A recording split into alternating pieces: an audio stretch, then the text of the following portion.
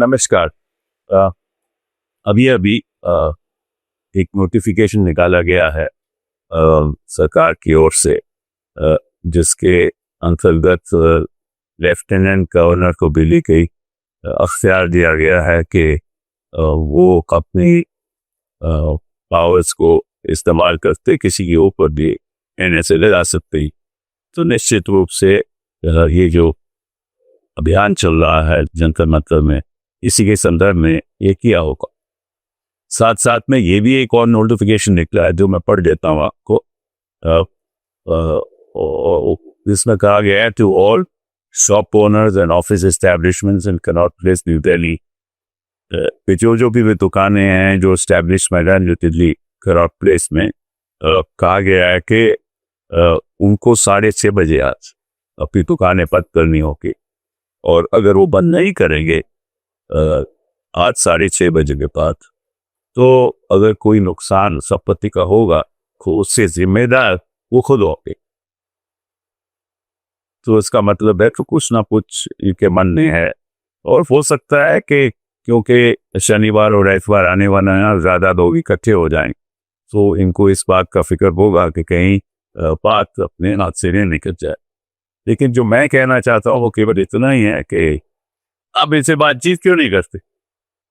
वो कह रहे हैं आपसे कि आप एक न्यूट्रल वेन्यू पे आप आइए और बातचीत करिए हमारे साथ, आपको क्या करते हैं। तो इतना भी तो घमंड नहीं होना चाहिए ना इधर सरकार को।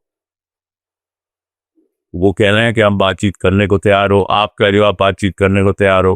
पिछली बार वो आपके यहाँ गए थे, उनको 2-4 घंटे वेट करना पड़ा, फिर आप मिले, फिर आपने ये एक संदेश दिया कि नहीं नहीं हम पहली बार उन्होंने प्रपोजल रखा प्रोटेस्टर्स ने, असलियत तो ये थी कि आपने उनको बुलाया था। तो इस तरह से अगर आप गलत बयानी करोगे तो निश्चित रूप से फिर जो स्थिति और बिगड़ेगी। तो जहां सुझाव होना चाहिए आप स्थिति बिगाड़ते हो, जहां समझौता होना चाहिए आप बात करने को तैयार नहीं। और एक वेन्यू के आधार पे आप कहोगे कि ठीक है आप एनएसए लगा दोगे और आप दुकानें बंद करवा देंगे, तो ये तो सही नहीं है। बातचीत कीजिए, बातचीत से ही कुछ निकलता आ रहा है। आप पार्लियामेंट में बहस करने को तैयार हो, अच्छी बात है आप बहस करने को तैयार हो, लेकिन ये बात 28 जून से चल रही है, 28 जून से चल रही है। 23 दिन कुछ लोगों ने अनशन किया है, खाना नहीं खाया है, और हजारों की तादाद में लोग आ रहे हैं, हिंदुस्तान के हर कोने से आ रहे हैं। और आप मतलब कि आप हिंदुस्तान के इतिहास देख लीजिए, जब भी कोई ऐसा हादसा हुआ तो तुरंत जो मंत्री था उसने अपना इस्तीफा दिया। एक बार तो शास्त्री जी ने एक रेलवे एक्सीडेंट हुआ तो इस्तीफा दे दिया था। लेकिन इनकी एक मेरे ख्याल सोच है सरकार की कि गई अगर इस्तीफा दे देगा तो इनकी बड़ी एक बात एक हार हो जाएगी। ये तो इस सोच के साथ कोई हिंदुस्तान को राज नहीं कर सकता। ये कोई अंग्रेजों का राज थोड़ी ना है, ये तो इस देश का लोकतंत्र है। जाओ ये तानाशाही है चल भी नहीं सकती। और ये देखो हिंदुस्तान के हर शहर में वही युवा लोग सामने आ रहे हैं, आगे आ रहे हैं और प्रोटेस्ट कर रहे हैं। तो लोगों की आवाज सुनो। और प्रधानमंत्री जी ने आज कह दिया कि नहीं हम स्पेशल रिपोर्ट बनाएंगे और तुरंत को जल्द से जल्द तय करेंगे किसने क्या किया। अरे भैया स्पेशल को भी बनाने थे तो आज इतनी देर क्यों कर रही आपने। और जब मांग हो रही है जो अत्याचार पुलिसमैन कर रहा है उसके लिए दूसरे की रिपोर्ट बनाओ ना। लोगों के सर पाड़ दिए, तो ना एक प्रोटेस्टर की हत्या भी हो गई है। चुप सुना है, मुझे किसी ने अभी बताया कुछ मिनट पहले। महिलाओं के साथ जो अत्याचार हुआ है उनके लिए स्पेशल कोर्ट बनाओ ना, ताकि जल्द से जल्द डे टू डे, फिर वो तो आप करोगे नहीं और एनएसए लगाओगे, स्थिति और बिगड़ेगी, इससे कुछ संभलेगा नहीं। यही मेरी चेतावनी है।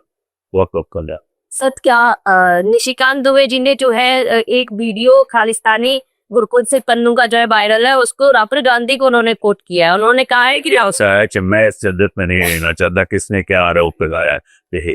इस समय हमारे देश क्या चाहते हैं, देश के युवा क्या चाहते हैं वही हमारे मोटिवेशन हो।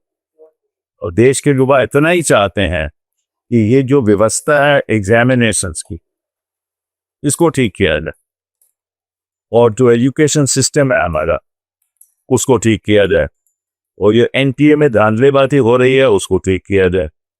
2017 के बाद जो पीपल लीक हो रहे हैं उसको ठीक किया जाए। इसमें एक नेता दूसरे नेता की कोई बात नहीं।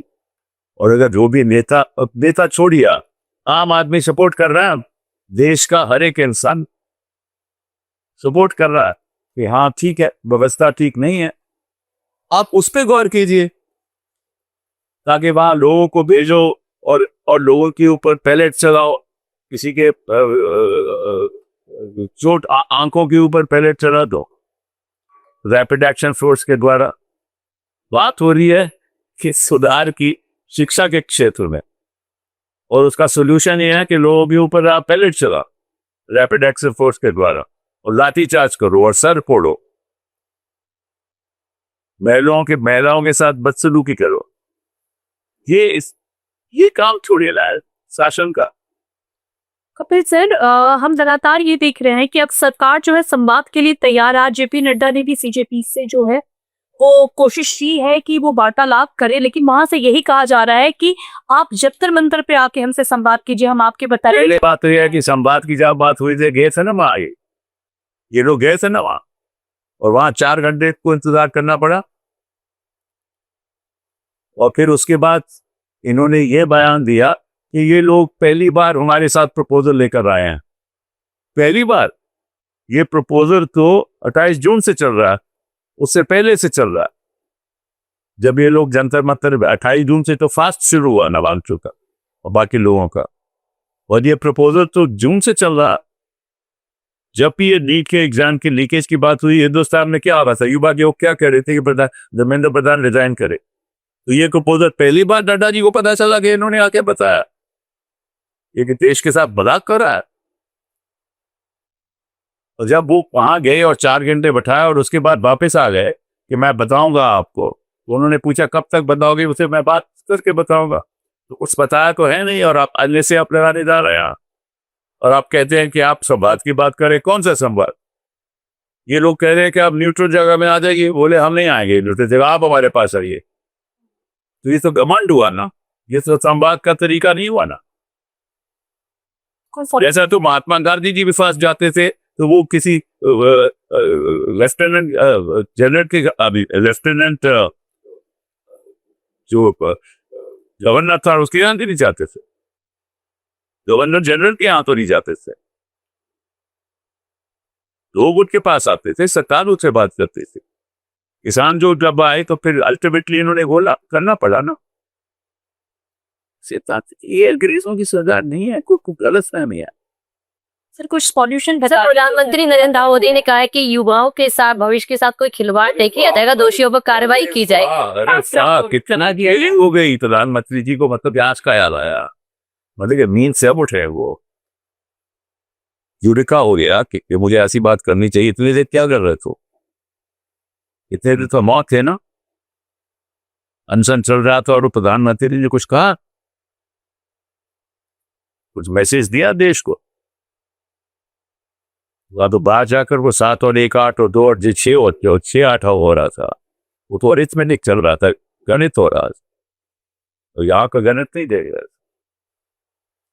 सर एक आखिरी सवाल के साथ, आगे क्या किया जाए, मतलब बीच आगे सरकार को जनता की बात सुननी होगी, युवाओं की बात सुननी होगी, और ये आश्वासन देना होगा कि भाई सुधार होगा शिक्षा के क्षेत्र में। 2014 के बाद तो कोई सुधार हुआ नहीं। जो एलोकेशन जो हुई है शिक्षा के क्षेत्र में वो भी बढ़ी नहीं ज्यादा, तो निश्चित रूप से कुछ। और जिस तरह से यूनिवर्सिटीज पे आरएसएस का कब्जा हो रहा है, जिस तरह से एबीवीपी जो माहौल खराब कर रही है, वो सुधार की तरफ जा रहा है। इनको कोई इंटरेस्ट नहीं है, इनको केवल हिंदू मुस्लिम करना है, वोट जीतना है। इलेक्शन कमीशन के साथ इनका बड़ा अच्छा समझौता है, टाई अप है, उसके द्वारा वोट काटने हैं, वोट बनाने हैं। और इनको क्या देना देना है शिक्षा के क्षेत्र में? इनको कुछ नहीं ले रहा है, इनको तो चुनाव जीतना।